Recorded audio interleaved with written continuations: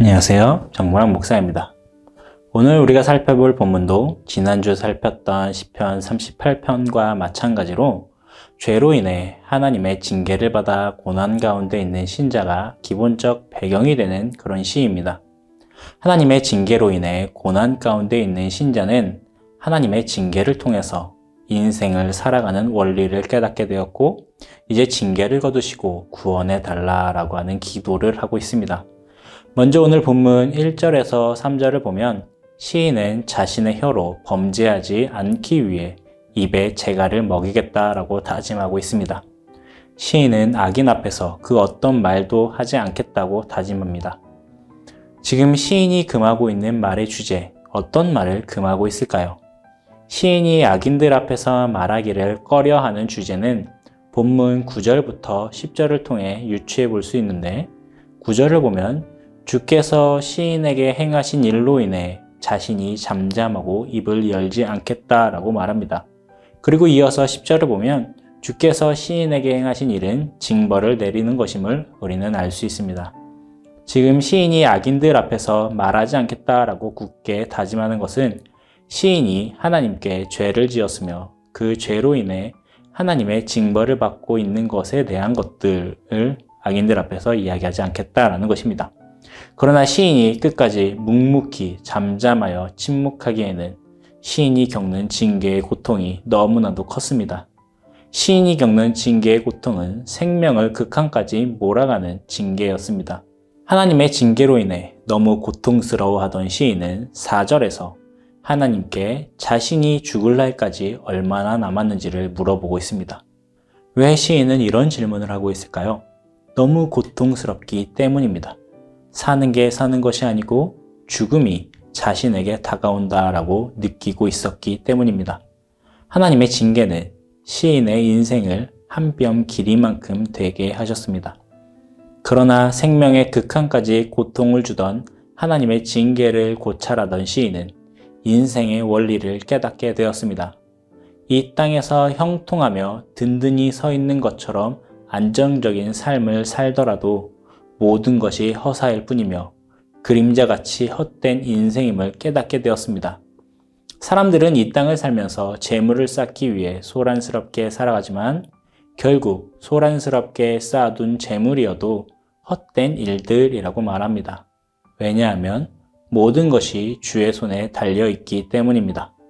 인생을 살아가는 동안 소란스럽게 부귀영화를 누리며 살더라도 결국 주의 징벌 앞에선 모든 것이 허사이며 허망한 것들일 뿐이다라는 것을 깨달았습니다. 이 땅을 살며 누릴 수 있는 모든 영화로운 것들이 하나님의 징계 앞에서는 전부 부질없는 것처럼 헛될 뿐이라는 것을 깨닫게 된 것입니다.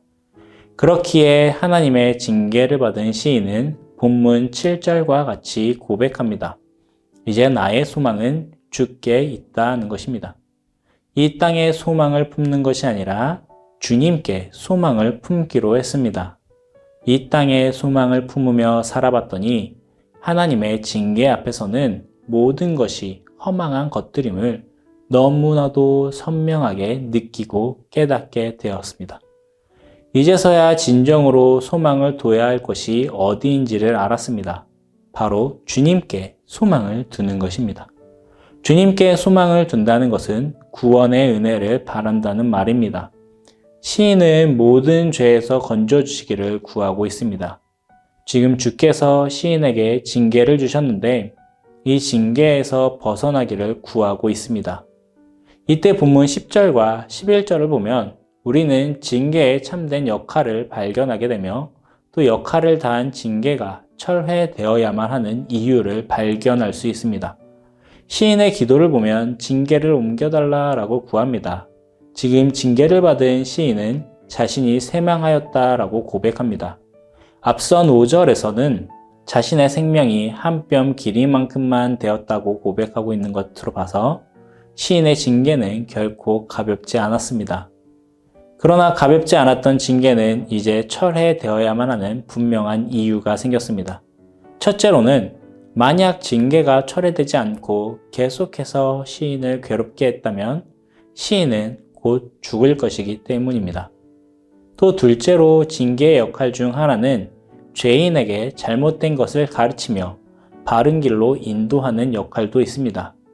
그렇기에 시인은 본문 11절에서 주께서 죄악을 책망하사 사람을 징계하실 때에 그 영화를 좀먹음같이 소멸하게 하시니 참으로 인생이란 모두 헛될 뿐이니이다 라고 고백하면서 주의 책망은 곧 사람이 이 땅에서 누리는 모든 영화를 소멸하게 만드는 것이며 참으로 인생이 모두 헛되다는 것을 알려주는 기능을 수행하고 있음을 보게 됩니다. 그렇기에 이제 시인은 자신이 받은 징계로 인해 벌을 받았고 또한 자신의 잘못을 돌아보며 인생의 헛됨을 고백하면서 여호와 하나님께 간절한 구원의 기도를 합니다. 주께서 기도를 들으시고 귀를 기울여 기도에 응답해 달라고 간구하는 것입니다. 마지막으로 징계에 대한 시인의 고백을 보게 됩니다. 본문 12절 후반부를 보면 나는 주와 함께 있는 나그네이며 나의 모든 조상들처럼 떠도나이다. 이제 인생의 덧없음을 깨달은 신자는 이제 자신은 단지 세상을 통과하는 나그네일 뿐이며 떠돌아다니는 자라고 고백합니다. 이제 신자가 세상에 살아가는 원리를 알게 되었습니다. 시인은 자신의 죄를 용서하시고 자신을 세망하게 하여 생명의 날을 한 뼘으로 줄게 만들었던 징계를 거두시고 건강을 다시 회복시켜 달라고 기도하고 있습니다. 이제 다시 신자로서의 삶의 원리를 가지고 살아갈 새로운 기회를 구하고 있습니다. 오늘 본문을 통해 우리는 하나님의 징계 앞에서는 이 땅의 그 어떤 영화도 부질없다는 것을 발견하게 됩니다. 그리고 이 땅에서 영화를 누리기보단 이 땅을 살아갈 때에 나그네로서 살아가야 한다는 것을 발견하게 됩니다. 오직 주께 소망을 품으며 살아가야 함을 발견하게 됩니다. 그렇기에 우리는 이 땅의 영화로움이 아닌 하나님께 우리의 소망을 품어야 합니다. 이 땅의 그 어떤 영화로움도 하나님의 징벌 앞에선 전부 부질없는 것들이었음을 분명히 확신해야 합니다. 그래서 이 땅에서 영화로움을 누리며 살기를 택하기보단 주 앞에서 나그네로 살기로 택하는 우리 성도님들이 되시기를 소망합니다. 그래서 오늘 정오에는 이렇게 기도하겠습니다. 첫째는 그 어떤 좋은 것들도 하나님의 징벌 앞에서는 전부 부질없음을 알게 하소서. 둘째는 주와 함께 있는 나그네로 살게 하소서입니다. 감사합니다.